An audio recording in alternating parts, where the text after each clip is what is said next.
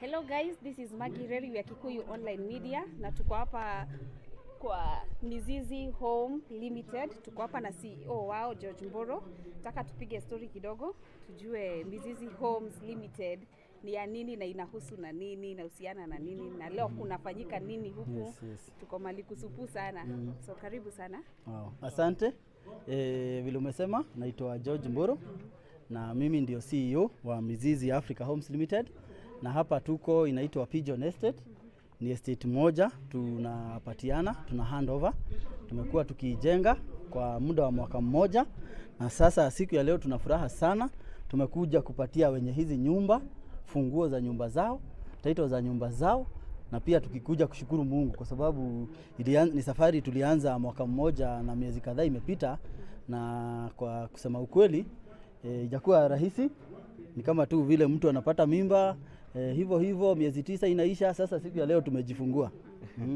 Okay. Yeah. Na sasa tunasikia ukisema mambo ya title deeds na unaita hii Pigeon Estate. Nataka kuuliza, nyinyi ndio wenye shamba, mtu mnajengea mtu ama mtu ananua shamba mnawajengea nyumba bado? Yes. Asante sana. Sisi kama Mizizi Africa Homes Limited, yani tunakuwa tuko yani kila kitu. Ikikuja ni mambo ya shamba na nyumba, sisi ni private developer. Na developer process yetu inaanza pale kwa land acquisition. Tunanunua shamba. Halafu sasa tunakaribisha customer anunue. Na tunaonyesha, tunachora plans, tuko na architects. Tunawa invite, tunaonyesha tutawajengea nyumba zinakaa hivi. Basically sana inajulikana kama off plan. Lakini kuna watu wa off plan walikuwa hapo mbeleni, na watu wakakuwa sasa wanaogopa sana off plan. Lakini saa hizi sisi kama Mizizi tumeonyesha off plan si mbaya. Lakini sasa wenye walikuwa nafanya ndio wako kutimiza ile malengo. Lakini sasa sisi kama Mizizi tumekuja kutimiza hiyo malengo ya watu wakuwe na nyumba, na sio nyumba tu, nyumba kwa bei mzuri, affordable housing, low cost. Yani si lazima uvunje banka tupate nyumba. Yani kwa hiyo tu kidogo. Yeah. Kwa nini labda kuna mtu anataka nyumba, mbona akuje Mizizi na asiende kampuni nyingine? Yes. For sure. Sisi kama Mizizi Africa Homes Limited tayari tuko na zile project tumeanzisha na tumepatiana. Hii ni yetu ya 3. Tumepatiana zingine 2, na Mizizi ni kampuni very young, it's a young company. Tulianza 2019 August ndio tulifanya the ground breaking ya nyumba zetu za kwanza. Ukipiga hesabu mtu alikuwa anaingia form 1 saa hizo hata hajafika bado, ako form 2 hapo ndio anaenda form 3. So it is less than 3 years. Na in those less than 3 years tumeshapatiana nyumba 2. So already ukiangalia what do we call that, our track record Mizizi Africa Homes Limited tuko na track record ya kudeliver. Unajua pia ukiingia kwa marriage, for example nitumie marriage kwa sababu naongea na watu wengi na wanatamani kuoana na wengine wameoana juzi na hivyo, na marriage pia ni kitu watu wanaelewa. Ukiangalia ule mzee ako na, unaangalia potential, huyu tayari tumepatana saa hii, unaweza project miaka ingine 10 atakuwa wapi. So sisi kama Mizizi, as much as we are a young company, you can be able to see from ile kitu already tumeshafanya, ile kitu tumeanza na mahali tumeenda, you can be able to tell. Kwa hivyo naweza wa encourage, na hii sekta ya mashamba iko na watu wengi sana wako not honest. Kwa hivyo sisi kama Mizizi tumeshajua njia, na njia ni kutumia professionals. Watu wanaitwa professionals. For example kama unanunua shamba, kabla ulipe usikitumie feelings.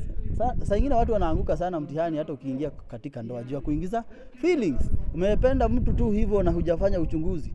So tunafanya uchunguzi, kama ni shamba tumenunua tunafanya uchunguzi, tunatumia surveyors, tunatumia lawyers, yani we don't rush into it. Alafu kutoka hapo tukikuja sasa ni kujenga, tunatumia people who are competent. Tunatumia skilled foremen, skilled engineers, na hawa ndio pia wanaweza kutuconnect vizuri. Ndio pia tunajua what are the requirements by the county government for approvals, because unaweza kuwa na mtu hata kuambia pitia hii njia. Kwa hivyo sasa ukikuja sisi Mizizi tumeshajua njia. Kama ni approvals wanaangalia nini, mfanye nini, yeah? So shikana na mtu anaelewa. Kipofu hawezi kukuongoza njia. Kwa hivyo angalia mtu tayari ameshafanya kitu, amekuambia njia ni hii, amepitia, amerudi, ameona. Kutoka hapo unaweza mfuata. Okay. Asante. And we are just wondering because all these houses look the same. Yani mna watu ukishaambia tu nataka kuwajengea. How do you bring them to a common decision that wote wajengewe nyumba same kama hii? Kuna wenye walikuwa wanataka design nyingine? Thank you very much. For us, Mizizi Africa Homes Limited, this is one of our projects. We have other projects. We have actually other, in total we have 13 projects. This is one. So what happens, we normally invite a customer and we show them the design. Tunajenga nyumba kama hii, pesa hii, mahali hii. Unaona? So by extension unapata watu wako na common goal, watakuja pamoja. Lakini kuna wengine sasa kama sasa tunafanya flat roof. Kuna wengine wanapenda flat roof. Kuna mahali tunafanya flat roof. Kuna wengine wanataka mansionette. Mansionette ni ile iko na gorofa na iko na 5 bedroom, iko na living room kubwa, iko na master bedroom kubwa, iko na mpaka jacuzzi huko, iko na nini. Yeah, so utapata for example tukiuza hii kuna vile advertise. So people who are interested in that ndio walikuja. Na unapata hazifanani ndani zote. We allow customization especially ndani. Ndani ukiingia utapata kuna moja kuna closed kitchen, mwingine ni open, tiles utanote kuna difference depending na different taste. Yeah. Wewe nimeona wewe unakuanga msanii. Na maybe unaweza tuambia tumeona wasanii wa gospel sana sana wakiandikwa pale social media na Mother Hinga. Sijui your take ni gani kuhusiana na hilo jambo? Okay. Asante. Yeah, mimi pia ni msanii kwa wenye hawajui. Mimi huwa naimba na nilianza kuimba nikiwa rapa na saa hizi nishaenda level nyingine naimba. Yaani mimi naweza kukuimbia wimbo ya mapenzi, lakini sana sana yangu ni gospel Unasikia wetaja wasanii wanaandika wa gospel. Na Mother Hinga. Sasa vile naweza sema Mother Hinga for one siwezi taka kucomment sana because sijui nini na mdrive kufanya hivyo. And the most important thing for anybody who is doing anything is to look at the motive. What is the drive? So if naweza pata opportunity niulize Mother Hinga, what is the exact motive? Is it kuharibu the careers ya hao wasanii or is it kurekebisha? Kama ni kurekebisha, kabla uanike muite kando. Mwambie hapa hivi unafanya 1 2 3 na unakosea. Ukikosa kurekebisha, wewe hutapoteza mbuzi za kondoo za baba, ujue nitakuanika. At least kunakuwa na warning. Lakini kama hakuna warning tunaweza fikiria maybe there is another ulterior motive career ya mtu. Na unajua usanii ni kitu ambayo inalisha watu, ni kitu inasomesha watu, it's a serious business. Usanii si mchezo, it's a serious business. Na mimi kama msanii naichapanga very seriously, like I already have over 130 songs in my short span. Umesema kwamba ulikuwa msanii. Si nilikuwa niko. Hey, Buda juu. Hey, kwanza msanii always a msanii. Okay, I want to ask something about this real estate business. Yes. What is the secret of thriving? Juu sasa mko wengi, alafu kuna kampani zingine zishafail, zingine hata tuelewi. Unajua sisi hatuelewi mdarara hizi kampani. Yes. Asante. Secret ya kuthrive ni gani? Siri ni moja na siri ni simple. What is the motive? What is the drive? What is the yani nini na kuongoza, nini nafanya ufanya ile kitu unafanya? And in life, everything is about motive. What drives you? Why are you doing what you are doing? For us, we are doing this because we have realized there are people who need affordable homes. They do not know how to go about it. So, sisi tumekuja kushika hawa watu mkono. Hatuja kuja tukiwa na nia ya kujitajirisha. Hatuja kuja tukiwa na nia ya kutapeli watu. Our vision and our purpose is very clear. We want to give people affordable homes. People who do not understand the processes, tunawashika mkono, tunatembea pamoja. Also people who have that desire to invest with Mizizi so that after some time they resell, they make money. Yeah, those are the people we are looking at, and that is our whole mission, our whole vision, and for sure it's very clear. And if people who do not have a clear vision, they don't understand what they want to do, for sure you find them, they will do anything. Mtu hana failing to plan is planning to fail.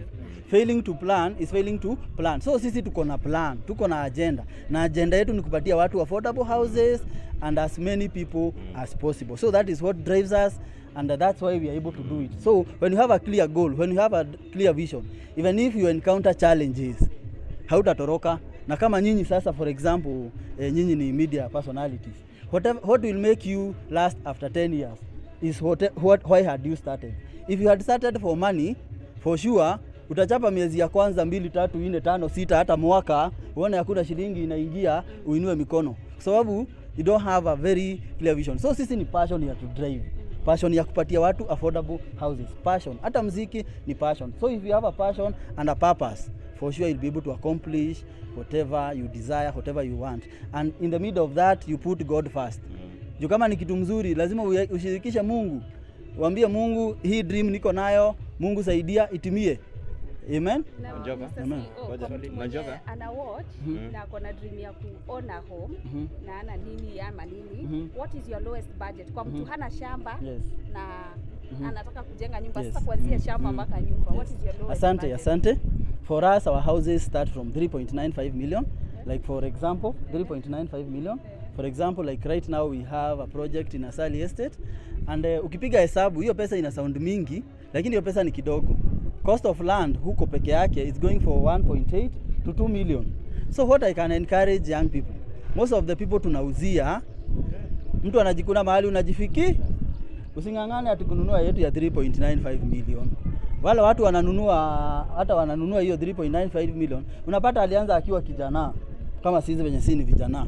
At your young age, maybe uko in your 20s, 25 to 30, anza na kaploti. For example, this land that we are sitting on, the person who sold to us ni mtu aged. Huyo mtu alikuwa ananiambia hii ploti alikuwa ameinunua akiwa kijana many years ago, akanunua at a throwaway price. So hata ukiwa kijana, usingoja tu accumulate hiyo pesa. Hakuna wakati uta accumulate hiyo pesa. If you have that desire, shikana na watu kama sisi Mizizi, kuja tukuelezee, nunua kaploti, tushikane. Naona kama sasa venye tuko hapa hivi sisi wote, na sisi Mizizi tuko pale katikati.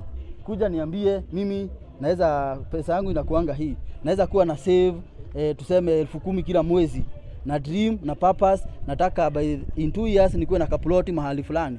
Tukuje, tutakuwa na ile bargaining power. Tukuje tushikane ploti, tuanze kuigawanyisha, then sasa tuseme tutaijenga namna gani. So usiseme uanze kama ule mwingine ati anapata hiyo pesa kwa mara moja. Huyo mtu akifika hapo alipitia mahali. So acha tuanze mahali, tutembee pamoja pole pole. Eventually hii kitu nasikia ati 3.9 unashtuka, utashindwa ai only. Kuna wengine actually wengi wanauliza only because if you compare na watu wengine wanauza kama hizi, they are selling at 8 million even more. Yeah, so sisi tuna give very affordably because of the value that you are getting. Asante. Yeah. Ngoja kidogo. Kutoka Majoka. Kwa sanaa kidogo. Kulikuwa na speculations kwamba kuna wasanii ambao wanafanya. Kwa mfano, wewe ni msanii, lakini kuna msanii ambaye yuko pale ana connection kwa radio au kwa television. Analipa hela ili usicheze wewe. Yes. Labda tuambie safari yako ya pili. Umepata kitu kama hivi? Asante sana, hiyo ni swali mzuri. You find that previously, before the digital world, for you to get airplay, for you to be heard, you had to go through certain mainstream medias which were established, and for you to get that opportunity, you had to know somebody, to use maybe mlungula nini. Those things have been there, but we are happy now with digitalization. People like CC, for example like me, Top G, si lazima nikuwe najulikana kwa media house. Nyinyi mnakuja na nawekea ngoma hapa na mnapeleka. So these things are changing, and it is changing because times are changing. You guys are doing a wonderful job bringing things without anybody kwa nini, that passion. And for sure tukiendelea hivyo, usanii itakuwa tutasafisha, because for sure tutasafisha. Watu wanafunika wengine, it is true, that is called unhealthy competition, and unhealthy competition is in every business, but with change of times and with people embracing technologies, people embracing change, these things that were considered to be bad things, they are coming to change. We saw the other day Madahinga, certain building ambayo wasanii walikuwa wanapatana pale River Road. Yes. Hapo tulikuwa tunaona kina Wanjeroge na wasanii wengine wengi ambao walikuwa pia na studio pale. Na alisema kwamba hiyo building ilitumika sana kuua career za wasanii. Kuua. Yeah. Kuna ukweli upi hapo? Kuua aje? Kumaliza wasanii ambao wanakuja na wengine ambao walikuwa pale juu. Unapata kuna msanii akona ile They were not given an opportunity. Ama? Yeah, they were not given an opportunity. Oh yeah. So previously you find that for you to get maybe a producer for you to get a recording label, they were very few and far apart. So you find that there, the few people who were there, they wanted to shine and overshadow the rest. But nowadays things are changing. Nowadays we have studios all over. Even if you don't have a studio, come to us, Mizizi Africa Homes Limited. We record for you your music. Studios are all over, producers are all over. We have softwares that are coming up. You can be able to produce a song asubuhi na jioni ushafanya video. Yeah, so some of these loopholes, some of these bottlenecks, some of these challenges for sure tunaona zinaenda zikiondoka. And if that was happening, it is good, and it's good it's being put to the public so that we can know na ndio tujue how we can improve. Another thing also, kuna wakati ambapo gospel artists watu walikuwa na unahisi ni kipi ambacho kinaweza changia msanii kuingia kama hiyo? Yeah, thank you very much. You find that the people who are called to ministers of God, watu ambao ni watumishi wa Mungu, unapata the standard that has been set and the Bible has set is a bit higher than the ordinary person. So if this is a gospel artist and people are looking up to you, if you have to drink, if you have to, and which is wrong, do it in private, because people are seeing you, and whatever happens in the public, it is for everybody to know. So if you are preaching water and again you are taking wine and you are taking it openly, then what are you preaching? Yeah, you are lying. Acha niulize wenzangu nafasi. On Sunday kuna event kubwa sana ilifanyika Road. Yes. And we saw take again come na support mtu ambaye alikuwa naye kwa mahusiano. Unahisi kile ambacho alikifanya kuja kumsupport, sababu wengi watu wanatarajia watu wameweka kwa post. Of course we saw mashabiki walikuwa Yeah. But we saw him kuja na support. Kwa maoni yako, vipi msanii wewe kama msanii mko kwa mahusiano na mtu chana baadaye kuja kitu kama hicho, mtu ambaye wako kwa mahusiano naye Yeah, thank you very much. You find that marriage and is an institution that is set by God, and marriage is something that has really been attacked by the enemy, because the work of the devil is to kill, to steal, and to destroy, but God came to give us life and give us abundantly. So what I would say is that if the current partner and that person who was being supported, they had agreed that your ex can come, you know, that is a personal thing. They had agreed. That is something that we should not interfere, because if they are okay with that, why should I have a problem? One message to Kenge and Kezia. Kezia actually is my good friend. Hello Kezia. And Kenge you have not met, but I know he's a good pastor in AIPCA, and it's here in Katondo. I don't know whether he's still there, I don't know, but I have seen him, and for sure, according to what I have seen, they are doing the work of God, and I can support them to continue with the same, and what I can encourage, sisi wasanii ndio kioo cha jamii. So whatever you are doing, usifanye alafu ikionekana uanze kusikia vibaya, kwa sababu unafanya ndio onekana wewe ni kioo cha jamii. So do it. So whatever they are doing, as long as the motive is good, continue doing. Asante, tunashukuru sana. Asante.